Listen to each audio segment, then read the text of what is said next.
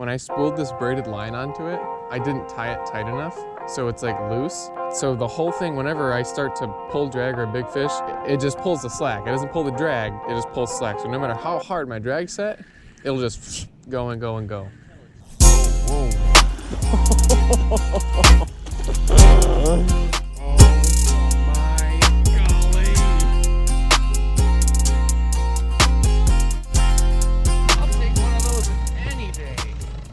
What's up, guys? Welcome back to another episode of Cody Adams Fishing. We're just jumping right into it. Today, we are king salmon fishing. I know it's kind of dark and you guys really can't see anything, so hopefully if I hook into a fish or if Nate hooks into a fish, we can get a flashlight and get us lit up here pretty easily. But until then, it's pretty pitch black. Anyway, I'm gonna quit talking.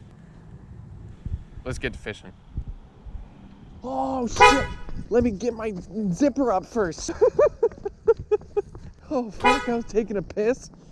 And he yells, "Fish on!" Oh, let me get the flashlight. Don't you dare lose it. What do we got here? All right, don't horse him. Whew. What do we got? It's a king salmon, baby. Oh. Holy cow! Look at that thing. Oh my goodness. Whoa! He's still going crazy. Yeah. That was quick. Oh man. Nope, he ain't ready yet. Wow, that looks like a male. Almost, maybe. Maybe we can get him. Nope. Careful now. Come here. In you go. Oh! Holy cow, dude! That's kick-ass. Let's take a look at this. Wow. Oh, and the hook popped out too. Yeah, unfortunately, I think that's a male, but that's all right. They're still good eating. My golly, look at that thing, Nate. How much do you think that weighs right there? At least 10 pounds. At least. Let's see, does he got a dorsal? Nope, he's a clipped fish. So he was stocked. That means he's got a coated wire tag in his head. Bring that to the DNR. They're gonna have some cool information for you. Just look at the spots on that beauty. Oh man. All right, let's cut the gills on this thing and get it in the water. My reel's being so dumb right now. There it goes. Oh, he's a big one. Oh, he's a big one. Oh man. Jesus. Oh my gosh. Oh my gosh. Oh my goodness. He's just going. He is just going. I can't control him. This is kind of funny. Also kind of stupid because my reel is fucked up. Yeah, it's not gonna work, is it? There we go. Now we're gaining traction. A little bit. Holy, what is that? Is that a steelhead or a king? That's a big mama king. All right, get ready here. Come on now. She's fresher. All right, go for it. No. In the freaking net, baby. Oh, shit, careful. God, look at the belly on that thing. Oh, just absolute power. All right, it's all in the net, dude. Oh, God. Man, all right. So right here is my new PB, king salmon right here, and looks like she is just full of eggs and bleeding everywhere, but that's okay because we're gonna keep her. She put up a fight and hit like a truck. Look at that. Just look at it. Oh. Smack you in the face with that one, huh? Yeah. And look at the mouth in this thing. Oh. Creepy, ain't it? Huge. Well, let's get her bled out and get on the next fish here, why don't we? Oh, that's a lot of meat. Get you puppies on here. Good as gold. I mean, I'll get my 3 miles in just carrying a fishing pole in my net and that little bag on either. Right, you gotta cross the bridge then. Yeah. Well, now I gotta ask, what would you say is the key to longevity? I just have a good attitude. I had a bone marrow transplant 30 years ago. The doctors told me there was only like a 40% survival rate back in. Every 6 months they got to change them because they were finding out that if you take too much of a certain cocktail, people were dying of heart attacks versus before they died of cancer. And like I said, you gotta always have a good attitude. I told the doctor, well, I'm gonna be in that 40%. So one night I'm laying there in the hospital and there's a new nurse, a really young nurse. My heart rate was really starting to fall, but I was really relaxed. And she got nervous. She called the doctor and I'm sitting there and all of a sudden I hear this clankety clanking stuff outside and I wake up. Well, then my heart rate started coming back up. They were bringing one of those portable thumpers in. The doctor came in and I was already awake. And I asked him what's going on. He said, well, your heart rate seems to be a little off. They were like, the nurse, she was really scared, you could tell. yeah. She was new and didn't want anybody dying on her. Right. This transplant's really expensive. I can't afford any more expenses like that thumper. I said, the next time you come in here and my heart rate, you want it to get up, just lift your skirt. That'll do it, won't it? She started laughing. She came back and said, you know, Terry, I tell you, you really helped me get through the night with that. Yeah, talk about a good attitude. All right, folks, spot number 2. Here we go.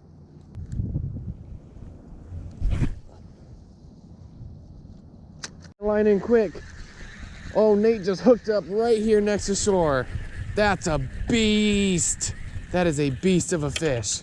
Alrighty, don't horse that thing. That's a big one. That is a big one. Oh, listen to that thing peel drag. Oh, buddy. This way. Here he comes. Don't let him get underneath the dock.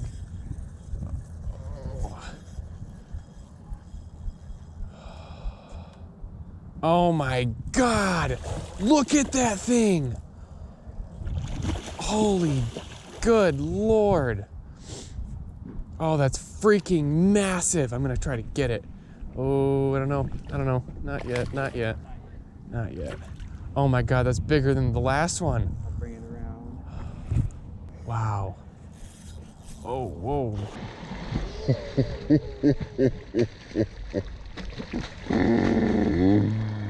Look at him go. Look at him go. All right, you look worn out. Oh, nope, guess not. Oh, he's really not worn out. Oh my God. Come on now. Oh, buddy. Oh, they're just such a beastie fish.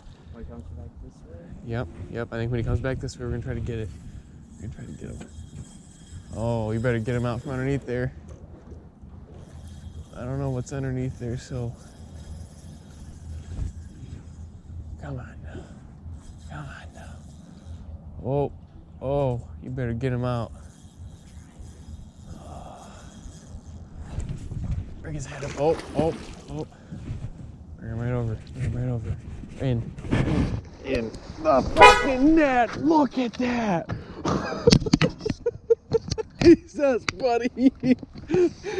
Oh my God, that thing's got to be at least 25 pounds. That was so Oh much my work. God. Holy shit. What do you think about that? Oh, that's a fun fish. Oh my God. It was right there. Right there. Right there. Right there. Let's see her. Oh my golly. That's a heavy fish. There you go. My God. Isn't that just a beast of a fish? That is one pure Michigan King salmon. Oh, yeah. All right, everybody. What a fascinating day. That's the best morning of salmon fishing I've ever had in my entire life. I think we're gonna do a little bit of a catch, clean, and cook for you to see my delicious salmon recipe. So stay tuned. All right, guys, welcome back. We are here at my house. We are getting ready to prep up this salmon to cook for us tonight. I'm gonna tell you right now, this is the best salmon recipe that I know. It's super easy. So let's jump right into it. You just need a few things to start out. What do I even have here? Heinz 57 steak sauce. We're gonna start off with our Heinz 57 steak sauce made with Worcestershire sauce. We've got crushed oregano, McCormick's spicy Montreal steak seasoning, paprika, black pepper and salt, garlic and herb seasoning, everything bagel seasoning, nature seasoning, and butter. It sounds like a lot, but I promise you all of these things come together for a great combination. So first, let's start out with the butter. Okay, cool. We got our knife, we got our spoon. We're gonna grab our butter. You guys can use stick butter if you want. I just had country crock, that's gonna work just fine. With my salmon fillets, I left the skin on them. I think it adds a little bit more flavor and keeps the moisture in throughout the salmon. So we're gonna take this butter and we're just gonna rub it on our pan. This is purely just for easy cleanup. And quite honestly, you can use olive oil too. It really doesn't matter. I just happen to like butter. And then we're gonna take our knife and we're gonna make 2 slits in each of the salmon fillets going against the grain of the fillet. Don't ever look away from your hand or where you're cutting while you're cutting. That was stupid. Now we're gonna take just a little spoonful of butter, about that much right there, and we're just gonna glob it right in there. And you can spread a little excess over the top. You do the same thing with each slit you made. Okay, this is gonna make sure that all of your seasonings that you're gonna put on here are gonna stay on the salmon. If you use too much butter, the butter and the seasonings are just gonna flop off of the salmon while it's cooking and you're not gonna have a right outcome. So make sure that you either A, spread out the butter that you put on there, or B, just don't add as much butter. Always have a towel handy, keep your hands clean. A clean workspace is a happy workspace. So next thing we're gonna do is we're gonna transfer these salmon fillets into the pan.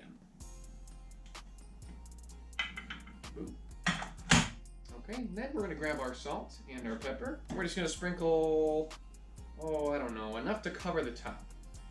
More sparse with the salt than the pepper. I like to have a lot of pepper, just because 1, pepper's good for you. 2, it adds a little bit more spice and flavor.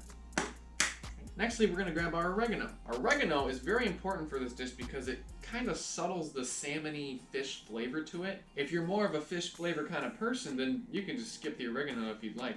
But if you don't like the taste of the fish or the salmon, add a little bit extra oregano and I promise you it'll blend it right away. Look on there.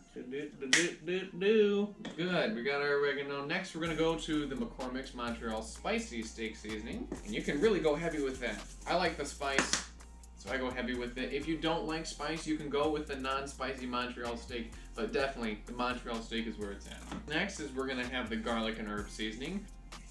Some of that on there, looking good.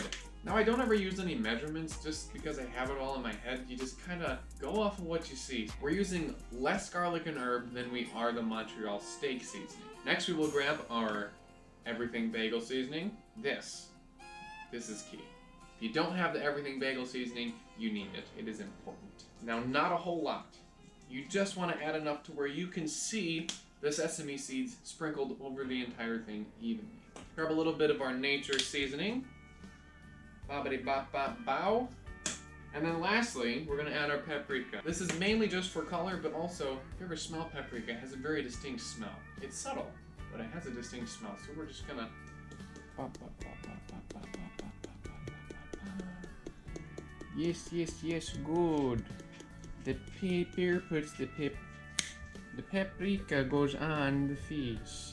Alright guys, that's that on the seasonings. Last and yet the most important thing, even more important than the everything bagel seasoning, is our Heinz 57 steak sauce made with the Worcestershire sauce. I found this stuff at Meijer, happened to try it, and I fell in love. What we're going to do with this is we're just going to sprinkle a nice 2 strips. We're going to try to do it nice and pretty, but no promises on the look. So let's do a little 1-2 on this guy. See if my skills from Subway are still intact.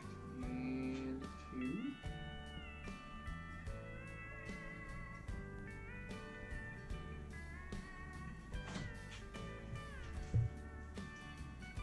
And that is perfect. Alright guys, that is our finished salmon fillet. Now before all of this, you're going to want to preheat your oven to 375 degrees. After that, you'll take your salmon and you'll put it on the mid to top rack to make sure it gets the most crispiness on the top.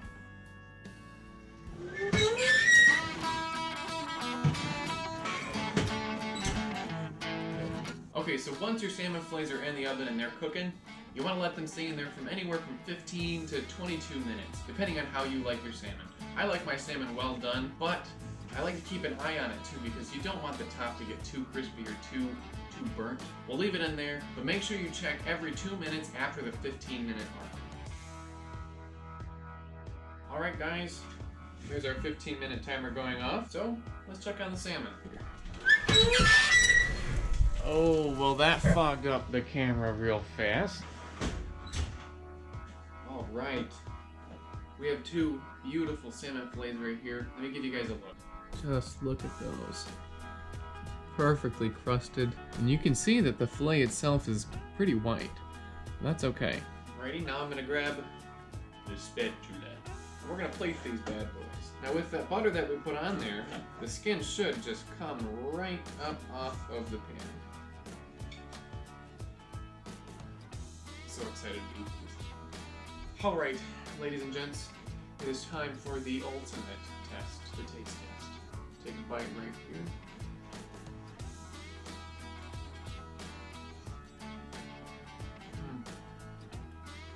It's got that spice from the Montreal steak, and yet it's got that savory tanginess from the Heinz 57 and Worcestershire sauce. No fish taste at all. This may be the best salmon I've ever cooked. Okay, alright. I'm gonna say my goodbyes so you guys can go cook your own and do exactly this because I'm gonna eat both of these. So thank you guys for tuning in. As always, I appreciate you stopping by. Make sure to subscribe down below if you haven't already. And if you really love this salmon recipe, let me know. Let me know what I gotta change. You add a little bit more paprika, do a little bit more nature seasoning. Let me know in the comments down below, you know? Anyway, make sure to stay tuned for my salmon egg curing video coming up next. I have the easiest way to cure salmon eggs, and it'll be a little bit different than everybody else's, so I can guarantee you it'll catch more fish. Thanks guys for stopping in here at Cody Adams Fishing. Hope to see you next time. Peace out. I am a Michigan man.